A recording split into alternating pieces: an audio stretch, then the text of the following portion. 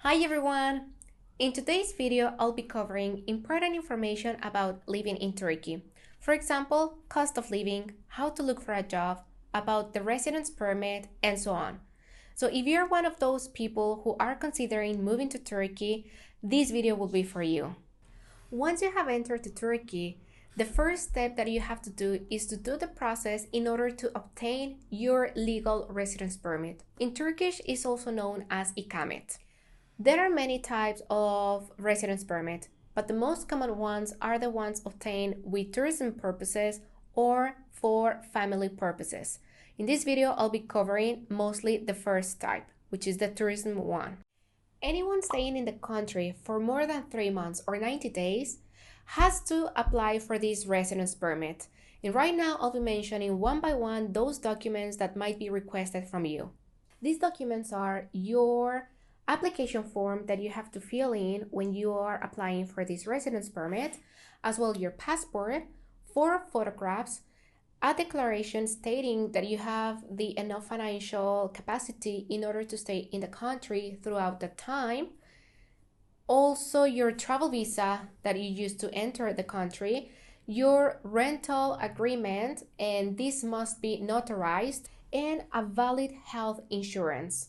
Once you have all these documents, the next step is that you have to apply for an appointment through the official website. You can do it online, and we will be sharing here the official link for that. Once you have applied for the appointment, then you have to wait for that date, and then you will have to take personally all those documents in the city that you have applied for, either Istanbul, Ankara, Antalya, doesn't matter what city. Actually, the process is very easy, and once you have gathered all the documents, you don't really have to worry much about it. But the thing is that depending on the city you are applying at, it might take more time than some other cities in Turkey. For example, Istanbul is one of the busiest cities and when most of the expats are living in. So that's why sometimes when you apply for the appointment through the system, it might take up to 2, 3, or even 4 months to have just an appointment. So basically we have to wait all that time. But in my experience that I have also applied before in another city here in Turkey, which was way smaller, in Ordu in the Black Sea region, I did all the process in 2 weeks. I applied for my IKAMET, for my residence permit. In 2 days, I had the appointment, and then 2 weeks later, I received my card. But here in Istanbul, the story is totally different. It can take months, even 3 to 4 months to finish all the process. So you just need to take that into consideration. It depends on the city. The next step will be finding a house here in Istanbul, for example. Some of the best websites that I highly recommend looking for a house in all Turkey, doesn't matter what city you want to look for, it will be sahibinden.com and hurriyetemlak.com. And please, you need to be very careful where you're looking for a house, because lately there have been many scams, and if you're trying to look through these Facebook groups, you need to be careful. I will definitely recommend you doing it through these websites, and even then keep an eye, or the best option will be through a real estate agency. Of course, it will cost more, but you will be safer that way. The prices of rents in Turkey differ a lot from city to city, but I will concentrate in Istanbul, where I live and I know the prices. It's well known that Istanbul is one of the most expensive cities to live in the country. And right now I will tell you what areas I will recommend you to live in and what prices you should expect to pay as a rent. Those areas that I suggest to you will be Beşiktaş, Kadıköy, Üsküdar, Beyoğlu, or even Ataşehir. Those areas are very good to live, but you need to have a good budget for those areas. In the last year, all the rents increased a lot, and that's why you cannot expect to find a flat 2+1, which means 2 rooms and 1 living room, for less than 3,000 liras. You need to have a good budget to live in any of these areas, which are central and very well connected with public transportation. Another expense that you really need to think about, it's about how much money you're gonna spend for groceries monthly. In our case, we're 2 people, and monthly we're spending between 800 Turkish liras to 1,000 liras. Everything depends on what you're buying and where you are buying it. Also, we need to consider the monthly utilities for your flat. In our case, and I will put myself as an example, for example, monthly we are spending on internet 80 Turkish liras. For electricity, between 150 to 200 Turkish liras. For water, also between 30 to 50 liras. And for gas, 250 liras approximately. And also we have monthly our phone package. That means the internet and our phone calls. And in my case, I'm paying 50 Turkish liras monthly for a package of 10 gigabytes. The last expense that we need to think about is the transportation. In my case, and because it's easier for me paying the monthly Istanbul card, I pay 275 Turkish liras monthly. That way I can use it as many times as I want. But if you're someone who doesn't go out very often, also you can just top it up depending on how many times you are going out in the city. There are some other cities that you can also consider living in Turkey, and that of course are a bit more affordable than Istanbul. Those other cities could be Antalya, Izmir, Muğla, especially Fethiye area, maybe Çanakkale as well. And also there you will find a big community of expats living in Turkey. Now I'm gonna speak about the jobs that an expat can perform here in Turkey. And the most common ones are, for example, teaching a foreign language here in Turkey, especially English, Spanish, German, or even French. Those are very, very good paid jobs that if you have experience teaching any of these languages, and you're, especially if you're a native in those languages, you can earn good money. The other job will be working in these export-import companies, also in any area of tourism. And the last one will be working in these health tourism companies, especially the ones that are specialized in hair transplant. They are requiring people, especially expats, who are speaking either Spanish, of course English, Portuguese, and even Arabic, because many people from those countries are coming to Turkey to do those treatments.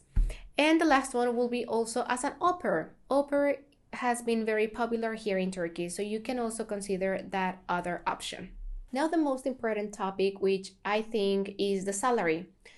You should be expecting to earn as an expat a bit more than a Turkish citizen.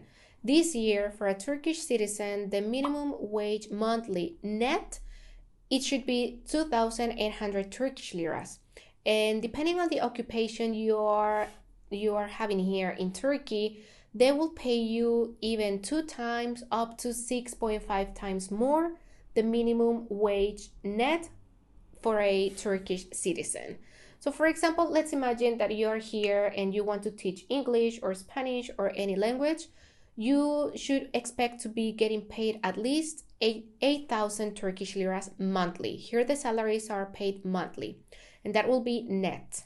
But the sad reality going on here in Turkey is that most of the companies are not even paying the legal minimum wage to the expat community. So that's why you really need to put attention into what company you're applying and if they are really offering you what they should. But you just need to keep an eye on how much are you going to be spending every month, and if that's enough for you, you can go for it. One of the most important things to have in mind is about how you can work here in the country.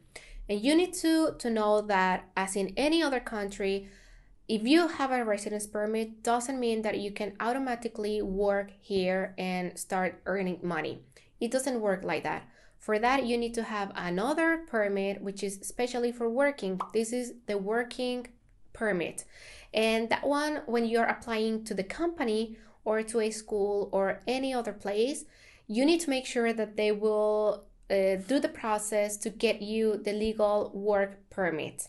And this is very easy. Usually the companies are the ones paying for those process, and it doesn't take that long. The only thing that you need to have for sure is the residence permit, and once you have the residence permit, with that, the companies will do the process to get you the work permit.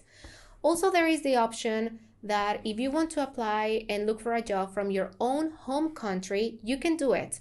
But you need to make sure that that company here in Turkey will give you all the documents and will send you like an invitation letter to work, and they will do all the process. And then you will get the work permit, and with that, you can come to Turkey.